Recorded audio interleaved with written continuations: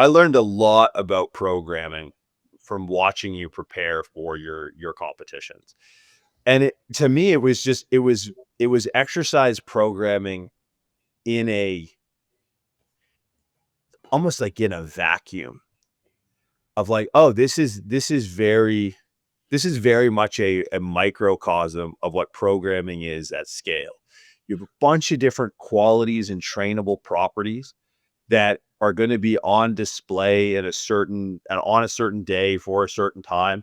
And you have this sort of phasic potentiation of things that you're good at and distances away from a competition versus things that you're bad at that are further away that require more practice. And you said a word earlier that really resonated with me when I have this thought or I'm having conversations around GPP, which is mediocrity. Right? Like when you were competing in CrossFit, you had a bunch of different things you had to do. And you understand that like to be the best is to be better than mediocre at all of them. You don't have to be the best at all of them, but you have to be better than mediocre, right? Like, you may not be, what were your Olympic weightlifting was a strong point. Yeah. Where was gymnastics in your repertoire? Uh, How were you on the yeah, gymnastics side? for me, gymnastics were at the top, and then Olympic lifting, and then like cardio conditioning. I was very weak comparatively. You're very now. Compared to now, and kind of compared to the top of the field, not the middle, not the average. Like I was stronger than most. I was weaker than the strongest, though. So I guess my thing to kind of round this out is general. There's no such thing as general Yeah. in our field, right? Because general, and I understand what people mean, but your job is to be specific, and it's to be just specific to the goals that people have and the impediments that stand in their way from achieving them. And Yes. that's where general physical preparedness to me just kind of goes out the window, because there's specific reasons why people aren't generally prepared. And those specific reasons require specific interventions. But we're not going to reach those specific interventions by going through general exercise prescription. Yes. I love it. And I want to get a little clarity there because I want to be able to really talk shit on the same population as you. I want to be on the same page as we get into this because there's been like an arc around GPP in training. And I think for me, it became most prevalent through CrossFit. And I think that's kind of waved its way out. And now it is like the gen pop trainer, the people that is their kind of their clientele. That's the type of person that they're marketing towards. And they'll make a distinction about how you train just the average person versus an athlete or someone that wants to get stronger or lose weight and X, Y, and Z. And that's where it kind of raises a red flag for me because whenever we're thinking about programming for a specific person, you say this all the time. The metric that we're looking for is increased performance, right? Our goal at the end of the day is to increase their performance in a realm that is relevant to them. And that's never something general, right? If someone wants to be able to walk up the stairs or carry their groceries from their car, that's a very specific reason. Versus if they want to run faster in the 40-yard dash or they want to increase their clean and jerk or their back squat. Like these are all very specific intentions.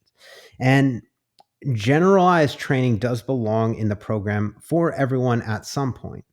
But where this makes the most sense to me and where this like traditionally the word GPP or general physical preparedness, the kind of textbook definition of this comes from probably the most impactful book I've ever read around training.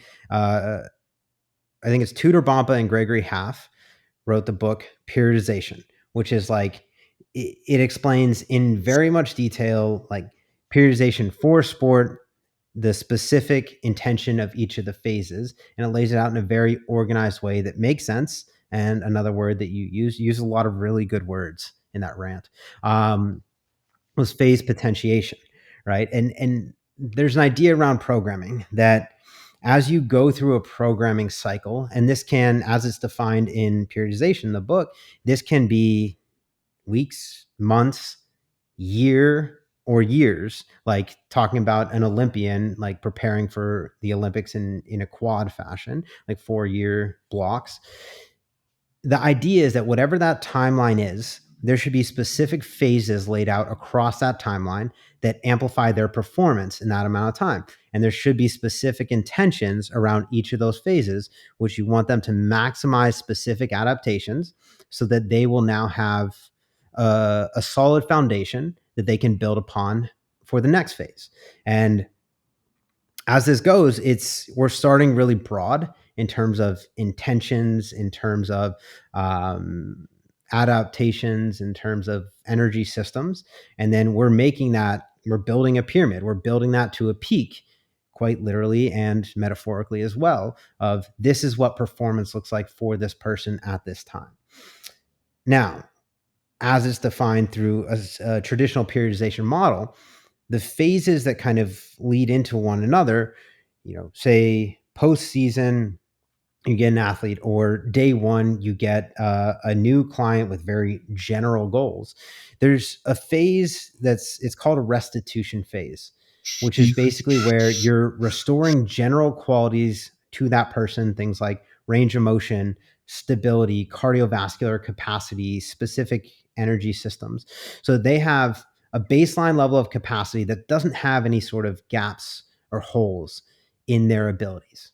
And then on top of that, the next phase is GPP, general physical preparedness, which is where you are now increasing their ability to move in all planes of movement, to produce force through range of motion, things like this. And it is very non-specialized in by definition, but at the same time, it is specific to the person that's in front of you, like you mentioned. And that's the other side of this that I think is really notable, is that okay, we're looking to create a baseline that's very flat. We want to kind of flatten out any holes they have in their performance, or any, not necessarily that we want to flatten out any peaks, but we want to be mindful of where they're performing well and where they're performing poorly. That's where the specialization comes in. And that's where, if you have just a general client, this is assessment. We need to learn exactly what their capacities are in all domains so that we can see where they're lacking. And GPP is a specific phase meant to take any of those lacks of performance and raise that back to baseline. So it's something that is meant to create, I'll say, a normal capacity in all domains, so that now, as we move on to the next phase, which is typically building strength, after strength we'll build power, after power we'll move into sport specific performance. And that is a periodization model. GPP is an important phase within this, but it is exactly that. It's a specific phase where we're focusing on specific intentions for a specific individual with a specific end goal, right? So yes, we can look at this as a general phase where we're filling gaps, but that's going to look different for every single individual in front of you because of the way that they present to you and their end goal, right? None of this matters if we don't have an end goal. And that's the thing about, these general population trainers. Even if that's your clientele and you're working with a very generalized population, you need to have goals for them. Either they come to you with specific goals or you project specific goals on them. And it has to be that way, or else that it turns into the sessions where you're just counting reps, how's the dog doing, whatever, like meaningless conversation. And those are the mind numbing sessions that every trainer has, that every trainer hates. And they keep wondering why they get that clientele. It's because you're that type of trainer. You're attracting that with the way that you're selling the programming that you're doing. You have to understand that, okay, if this person doesn't have goals, I need to, if they don't explicitly have goals that they tell me this is what I want to do, I need to interpret what they're saying, and I need to project a goal back on them, because this doesn't go anywhere without that. Is we need to figure out something that we're working towards, or else just go in and do some leg machines on leg day, do some upper body machines on an upper body, and then leave. Like, it's move your joints, whatever, I don't care. Which is essentially what I think it sounds like the GPP trainer that you're talking about, like that's them. It's like the people that they're not working towards increasing performance in any specific domain, so they just get caught in this wash and repeat. Like, this is a GPP program. We're going to do this forever. Yeah, and that's where GPP training is being sort of proselytized. And this is what I hate is the evangelizing of this type of training with the denigration of specificity in phases that may bookend or should bookend this type of training. So like to me, anything that fits within a periodization model is specific. Yeah, So even GPP absolutely. is specific within a goal because, as you said, it's bookended by what is the raw materials that this person is coming to me with, out of something looking like sort of a restitution phase, and what are we working towards based off the goals that we have, right? Like I've had clients very very thin that need to put on weight, and I've had clients that are fuck off fat that need to lose a shit ton of weight. Right. Yeah. So these phases and where they get placed and the duration of them is very much, and this is a big component. And this is where a lot of coaches miss. And I've seen this from the beginning of my career right through. And I don't think it'll ever get fully eradicated.